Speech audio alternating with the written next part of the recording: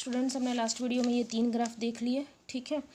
अब हम ये दोनों ग्राफ पे से हम डिस्टेंस कैसे फाइंड आउट करने वाले हैं वो समझ लेंगे, ठीक है।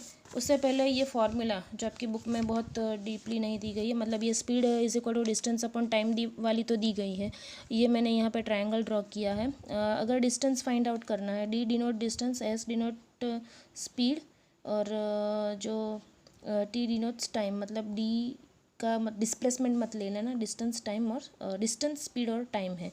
अगर डिस्टेंस फाइंड आउट करना है तो क्या करना है, स्पीड इनटू टाइम। तो यहाँ पे मैंने स्पीड इनटू टाइम किया है, दोनों का प्रोडक्ट लेना है।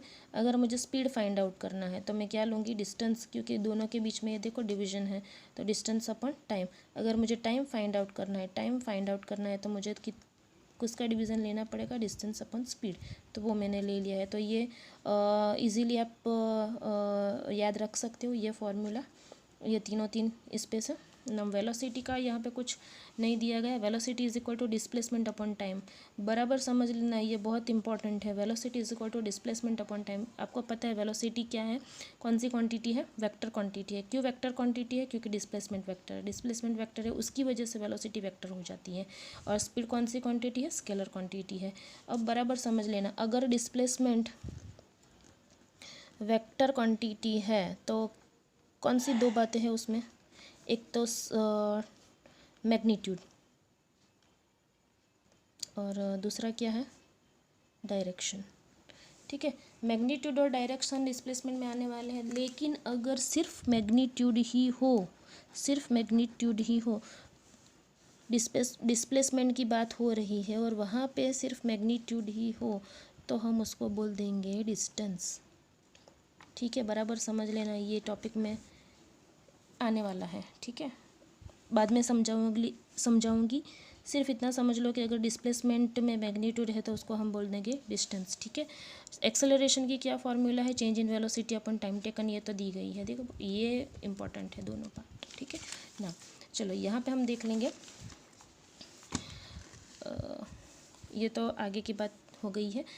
वेलोसिटी किलोमीटर पर आवर और टाइम मैंने आवर में ले लिया है। ये जो वाई एक्सिस है उस पर मैंने वेलोसिटी किलोमीटर पे आवर ली है, और जो एक्स एक्सिस है उस पर मैंने टाइम आवर में ले लिया है। क्यों किलोमीटर पर आवर और आवर पे ले लिया है, टीचर यहाँ पे तो ऐसा दिया गया, वहाँ पे तो ऐसा दिया गया, ऐसा कुछ नहीं है। आपको वो कन्फ्यूजन बहुत रहता है, सिली क्वेश्चन बाद में पूछते हो आप लोग, टीचर वहाँ पर तो मीटर पर सेकेंड है ही नहीं, तो वेलोसिटी तो किलोमीटर पर आवर भी ले सकते हो, मीटर पर सेकेंड भी ले सकते हो। तो मैंने यहाँ पर ये दोनों ले लिए हैं ना। ये यूनिफॉर्म मोशन, यही ग्राफ मैंने यहाँ पे प्लॉट किया हुआ है, सो डोंट कंफ्यूज्ड।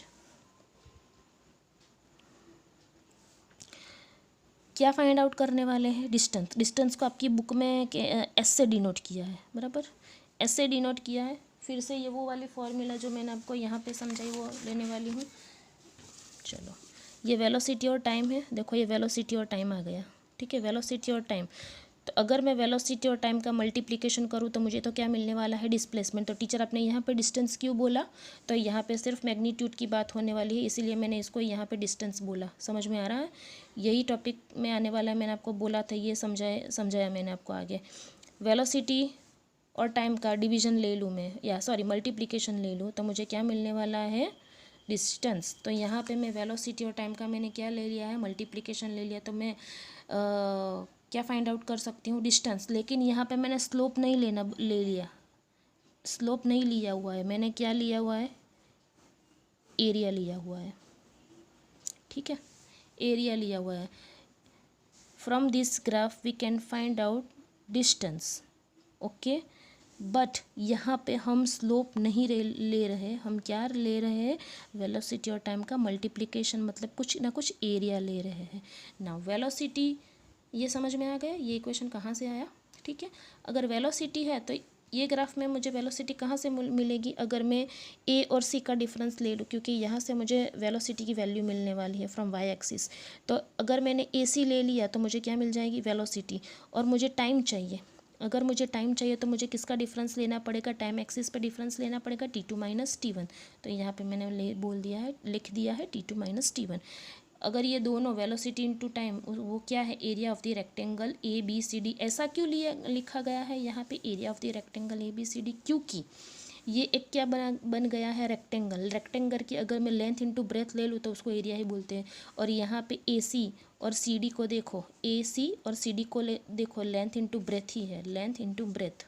ठीक है, तो अगर मैं लेंथ इंटू ब्रेथ ले लूँ तो उसको मैं क्या बोल सकती हूँ, एरिया। मतलब इनडायरेक्टली ए सी और T2 माइनस T1 क्या है, एक लेंथ है और एक ब्रेथ है। तो we can find out distance from this graph, but कैसे फाइंड आउट करना है, taking an area not slope. ठीक है, और सेकेंड वन में हम स्लोप भी ले सकते हैं, जैसे हमने यहाँ पे लिया। और यहाँ पे मैंने आपको ये सेकेंड ग्राफ समझाने वाली हूँ, यूनिफॉर्मली एक्सेलरेटेड मोशन। कंफ्यूज मत होना, ये ग्राफ मैंने यहाँ पे प्लॉट किया हुआ है, यहाँ पे। ठीक है, यहाँ पे भी वेलोसिटी किलोमीटर पर आवर में ले ली है और टाइम सेकंड में ले लिया, यूनिफॉर्मली एक्सेलरेटेड मोशन। और यहाँ पे भी हम क्या फाइंड आउट कर सकते हैं, डिस्टेंस। ठीक है, कैसे डिस्टेंस फाइंड आउट कर सकते हैं, कैसे डिस्टेंस फाइंड आउट कर सकते हैं, वेलोसिटी और टाइम का मल्टीप्लिकेशन लेके। डिस्टेंस, डिस्प्लेसमेंट नहीं, मैग्नीट्यूड की बात हो रही है, तो क्या फाइंड आउट कर सकते हैं, डिस्टेंस, लेकिन स्लोप से नहीं, एरिया लेके। ठीक है, अगर यहाँ पे एक पॉइंट, अगर ये एक पॉइंट यहाँ पे मैं ले लूँ ए और ये दूसरा पॉइंट ले लूँ ई। ठीक है, जैसा आपकी बुक में है वैसा ही मैंने लिया है। अगर यहाँ से मुझे एरिया फाइंड आउट करना है तो मुझे पहले क्या करना पड़ेगा, एक परपेंडिकुलर लाइन यहाँ पे एक्स एक्सिस पे ड्रॉ करनी पड़ेगी, यहाँ पे एक perpendicular line Y X axis पे ड्रॉ करनी पड़ेगी। ठीक है, ठीक है। अब मैं कौन सा एरिया ले रही हूँ डिस्टेंस फाइंड आउट करने के लिए, ये वाला एरिया ले रही हूँ। ठीक है, तो यहाँ पे भी हम डिस्टेंस को एस बोलेंगे, उसके बाद क्या बोलेंगे, एरिया ऑफ। चलो, अब यहाँ पे देखो, हमारे पास अगर ये ना लाइन हो तो ऐसे कुछ फिगर के लिए एरिया की कुछ फॉर्मूला नहीं है, तो हम ये टोटल एरिया है उसको दो पार्ट में डिवाइड कर लेंगे। फर्स्ट वन ये और सेकंड वन ये ट्रायंगल।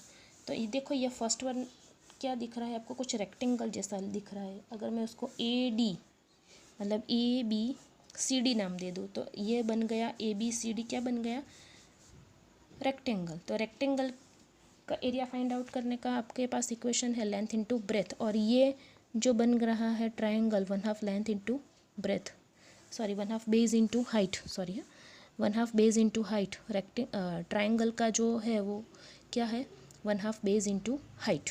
तो ये दो फार्मूला यहाँ पे आने वाली है। पहले तो मैं लिख दूँगी area of A B C D E, लेकिन ये जो टोटल एरिया है वो दो पार्ट में डिवाइड है। एक तो बोल सकती हूँ area of A B C D plus area of A D E. ठीक है, अगर area of A B C D मतलब क्या है, रेक्टेंगल है, तो रेक्टेंगल की लेंथ इंटू ब्रेथ ले सकती हूँ, तो ये ले सकती हूँ A B into B C, plus अगर ये ट्रायंगल है तो 1/2 बेस क्या होगा, ए डी, और हाइट क्या होगी, डी ई। आपके पास ये फॉर्मूला है मैथ्स में। ठीक है, तो ये दोनों फार्मूला यहाँ पे मैंने यूज़ कर दी, रेक्टेंगल और ट्रायंगल वाली। ठीक है, तो ये बन गई इसकी फार्मूला, मतलब यहाँ पे आगे कुछ आने वाला नहीं है, ये है जो आपकी बुक में दिया गया है।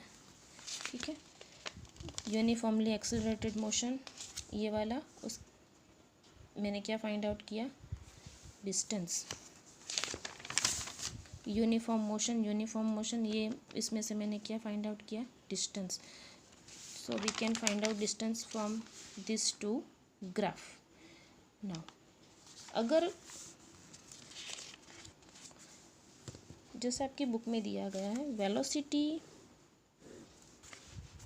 ऐसे चेंज हो रही है, मतलब पहले क्या थी, ये 0 है, 10 20 30 40, पहले 40 थी। जो दूसरे दो ग्राफ है उसकी बात मैं यहाँ पे कर रही हूँ।